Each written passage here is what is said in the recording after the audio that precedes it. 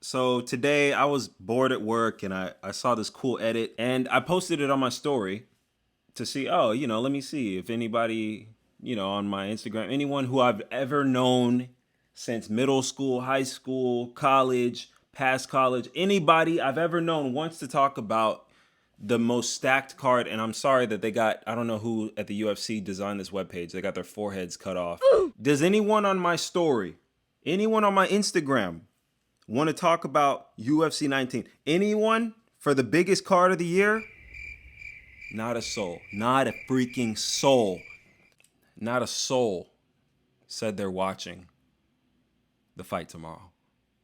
So I said, never. You know what? Who cares? That's why I made this YouTube channel. I'll just go talk to the 14.7 thousand people who are subscribed to Flying Squirrel MMA. I'll talk to them instead. So it's all good. I'm going to talk about it today on my story or on my YouTube channel with 14.7K subscribers. I don't have one person in real life who wants to talk about this, but there's 14.7 thousand people who subscribe to this channel because, anyways, let me get this off my chest.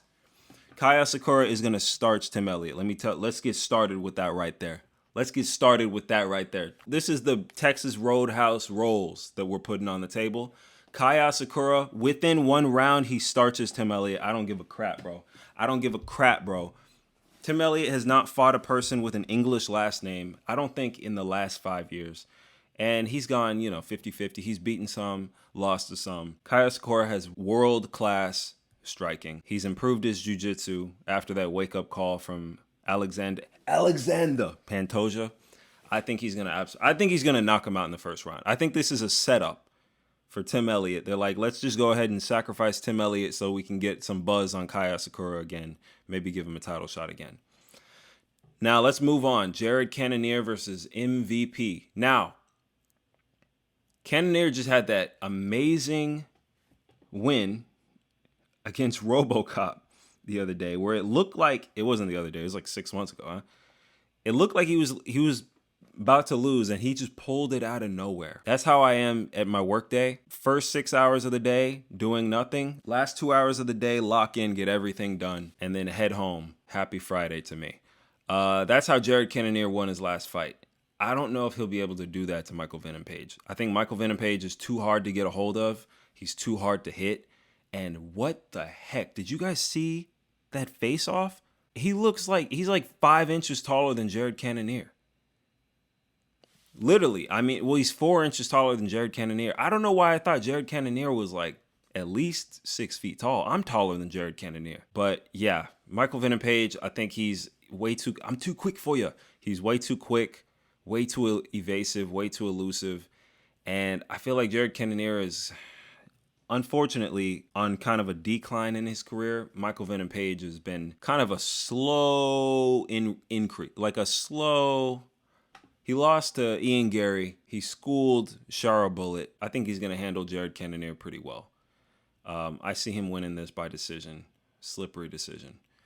All right, this one. I'm very intrigued by this fight. In all the interviews, Carlos Prates is like, I'm super chill. I just be myself, and I like to fight. Geoff Neal out of nowhere, he's like, I'm gonna knock him out. We gonna get a knockout first round for sure. I'm like, where did this come from? Aren't you the chill guy? Aren't you like speaking of Texas Roadhouse? I mean, I don't know. Maybe someone pissed him off at Texas Roadhouse, and he really wants to knock out Carlos Prates. I don't think he does it. I think they're gonna turn this into a striking battle. In a striking battle, I put Carlos Prates above pretty much anybody in there. I was kind of skeptical about Carlos Prates when he first joined the UFC. I was like, these are all just kind of fluke KOs, and he just happens to knock people out. But as I look more into his life and his story, he's a legitimate Muay Thai fighter. I just see Carlos Prates winning this. Probably not by KO. He even said in an interview, he said, I'm not trying to entertain anymore. I just need to make sure I win the fight next time. And so I'm going to be making the smart decision. So he said that. This guy said, I'm going to knock him out first round for sure. And I just don't see that happening, man. I don't see that happening. I got Carlos Prates by decision. Now this one. Let me talk to you guys about Aaron Pico. When I was a high school wrestler, Aaron Pico was a high school wrestler. And when I was trying to make it to state, Aaron Pico was trying to make it to the Olympics. And when I was trying to beat the toughest guy in San Antonio or the toughest guy in Austin, Aaron Pico was beating grown men in wrestling. I will never forget that. I remember watching his film, and he had this style. It was like he had the heaviest hands.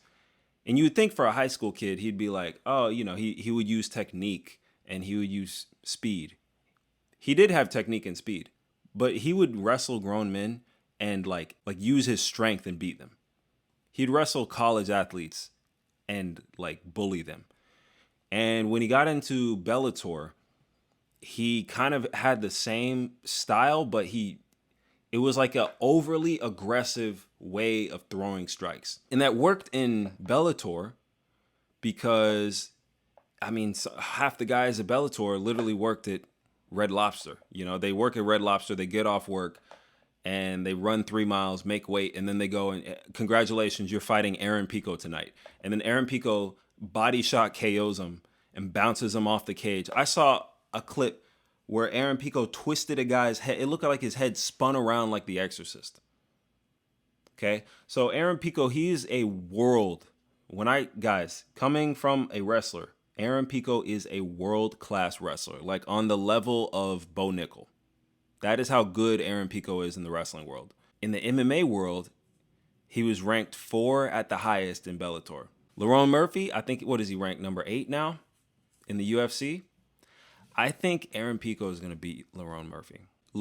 This is giving me a lot of Super Sadiq Youssef versus Diego Lopez vibes.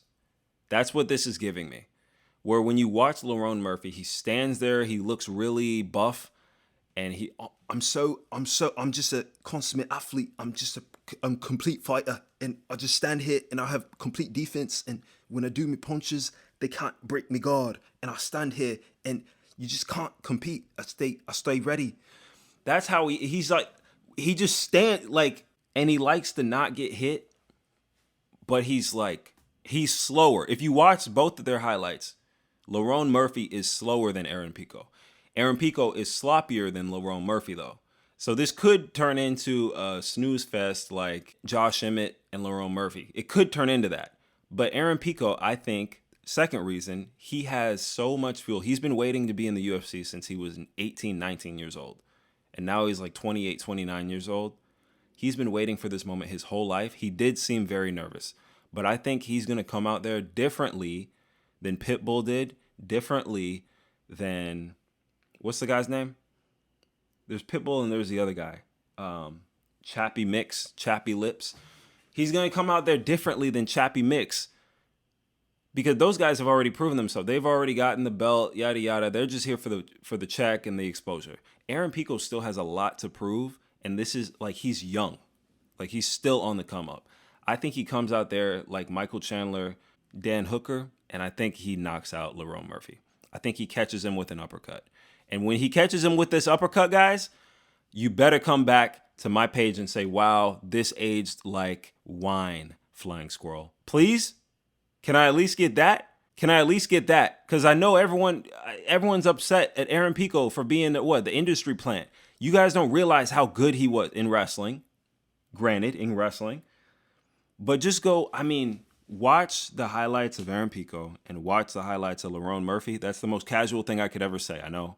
But there's a difference in speed, there's a difference in aggression, there's a difference in power, and it all leans toward Aaron Pico. So if he's mentally there and he doesn't go out there trying to do the outside foot battle, switching stances, level change, fake, if he actually goes out there to try and scrap with Lerone Murphy, he knocks out Lerone Murphy.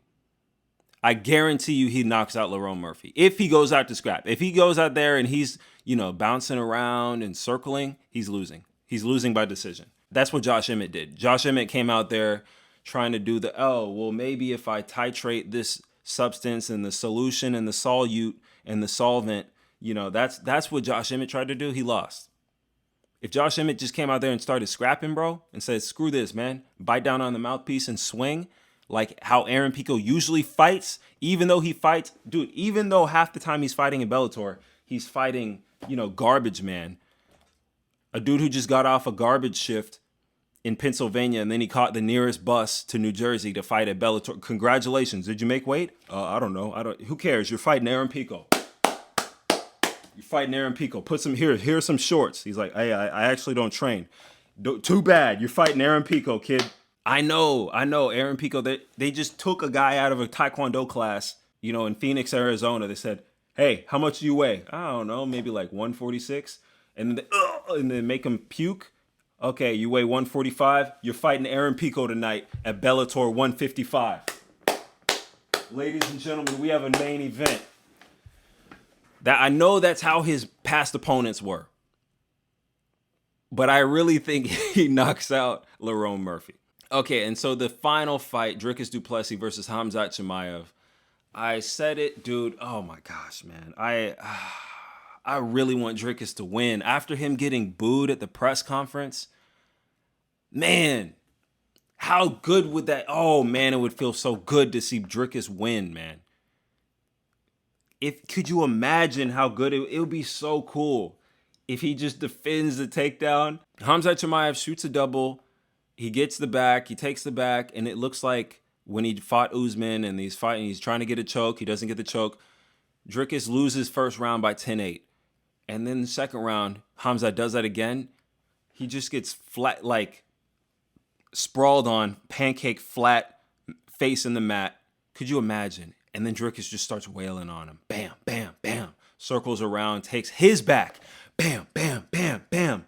And then, I don't know, Dricus du Plessis falls off somehow. Like with a banana peel. Falls off. Hamza gets back on top. Ba, ba, ba, ba, ba. Dricus, he up kicks him. Illegal up kick. Hamza he gets stumbled. Oh, what the heck? Oh, Hamza slips, falls, does a back roll. Dricus does a dive bomb roll. Jumps on top of him. Bam, bam, bam. Top mount. Bam, bam, bam. Could you imagine? Oh my gosh. Crowd goes wild. And then he said, oh, I told you. It always happens. You boo me, and then by the end of the fight, you're cheering my name. Yes, let's hit it. Let's hit it some more. And then Dricus du Plessis is the greatest middleweight of this decade. Dricus du Plessis beats Khamzat. He's the greatest middleweight of this. I mean, he's better than Adesanya. I don't care how many. I don't care. I know Adesanya beat Vettori 3 times and Cannonier by decision. I know. Prime Adesanya doesn't beat Khamzat Chimaev. So if prime Dricus du Plessis beats prime Khamzat Chimaev, Dricus du Plessis is the second greatest middleweight behind Anderson Silva. Give him a couple more fights against Baralho and Fluffy and Imavov. He might be the GOAT. He might be the middleweight GOAT.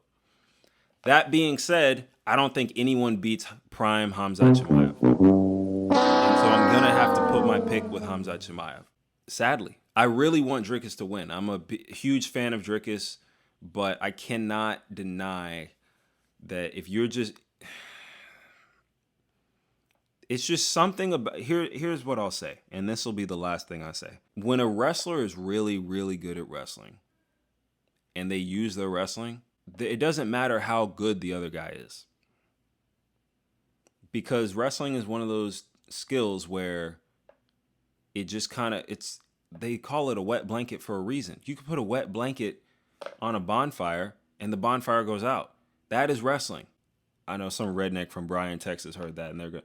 I mean, this guy don't know what the heck he's talking about. You can't put a wet blanket on a bonfire. What the heck do you think?